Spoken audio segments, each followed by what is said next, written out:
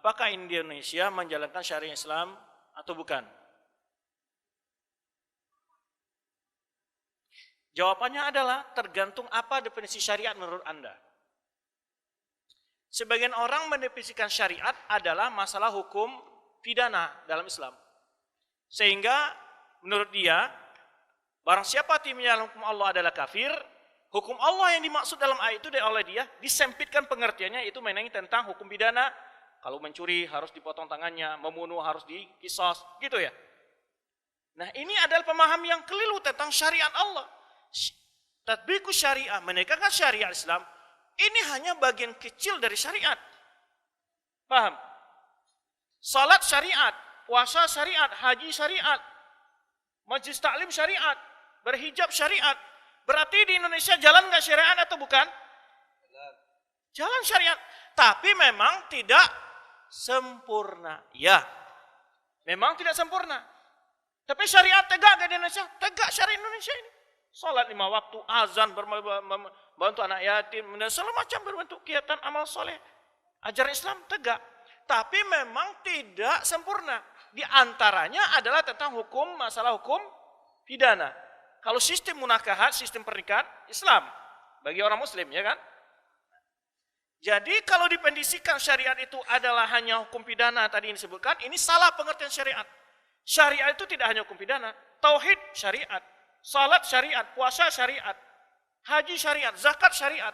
Ini harus dipahami. Di sini letak kekeliruan tadi, pengertian syariat itu apa? Wa man lam yakun ma anzala fa ulaika humul kafirun. Ini yang sering orang tidak akan hukum Allah adalah kafir. Sekarang kita tanya. Orang yang durhaka pada orang tuanya, menegakkan hukum Allah atau bukan? Tidak menjalankan hukum? Apakah orang durhaka pada orang tuanya kafir? Nah, berarti bagaimana penafsiran ayat itu? Dan kadang-kadang ayat ini malah digunakan untuk penguasa, tapi tidak untuk umat. Nah, ini juga keliru. Ayat ini tidak khusus penguasa. Karena disebut di situ waman, siapa saja yang tidak menegakkan hukum Allah adalah kafir. Kalau ditafsirkan sesuai pengertian mereka mengatakan tidak menegakkan hukum Allah, lalu mereka pasang kepada pemerintah yang tidak menegakkan hukum Allah secara politik segala macam dikafirkan. Bagaimana dengan rakyat yang tidak menegakkan hukum Allah? Mencuri, kafirkah dia? Tidak. Berarti di sini ada tafsil. Mana yang dimaksud dengan kafir, tidak kafir di situ? Bukan berarti semata-mata orang meninggalkan hukum Allah seperti mencuri, berzina, itu kan tidak meninggalkan hukum Allah. Apakah kafir? Tidak kafir. Oleh sebab itulah pentingnya belajar. Maksud ayat itu, para tafsir ulama salaf mengatakan, ayat itu berkenaan dengan ahlul kitab. Itu di antara penafsiran ulama. Yang kedua adalah, maksud di surah penolakan hukum Allah secara mutlak. Dia katakan hukum Allah sudah tidak layak zaman sekarang. Atau dia katakan hukum Allah itu menjalankan hukum Allah ataupun menjalankan hukum Allah sama saja, itu taswiyah namanya. Atau mengatakan tajwiz, membolehkan, hukum ini jalankan, membolehkan, ini tajwiz. Tapi bila ada seorang muslim mengatakan demikian, itu belum langsung dikafirkan, harus ada lagi namanya syurut takfir, kode etik pengkafiran. Karena boleh jadi dia punya syubhat. Jadi ini yang perlu dipelajari. Sebetulnya penjelasan ini panjang. Nah, saya sering menganalogikan kepada para pemuda begini.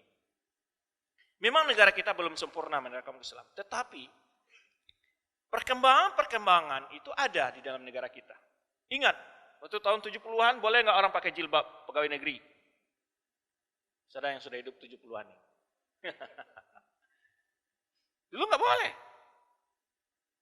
Sekolah aja nggak boleh dulu pakai jilbab. Beransur, alhamdulillah berkembang.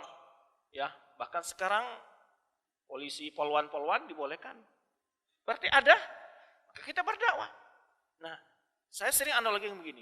Seandainya Anda punya rumah itu banyak yang rusak. Jendela yang mau copot, pintu yang mau ini, tonggak juga ada yang udah miring, gini-gini.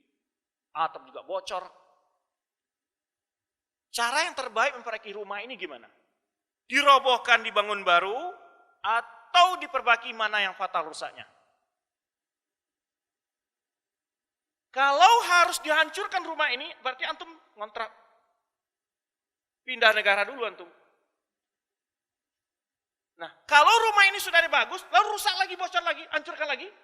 Tidak akan pernah seumur hidup antum punya rumah. Jadi analoginya adalah memang negara kita punya kekurangan-kekurangan, tapi kita mari apa? Berdakwah, hidupkan. Pendidikan, dakwah, terus, jalan terus. Yang kurang diperbaiki, bukan yang sudah baik dihancurkan. Paham? Ya, nah ini harus dipahami oleh anak muda supaya tidak termakan dengan fikro-fikro takfiri yang sering dibahas. Kalau sudah mulai dia mengatakan Indonesia menyalahkan Allah bukan karena tidak maunya, berarti dia melangkah kafir. Itu dia pakai manhaj seperti itu. Maka antum tanya dulu, apa yang Anda maksud hukum Allah?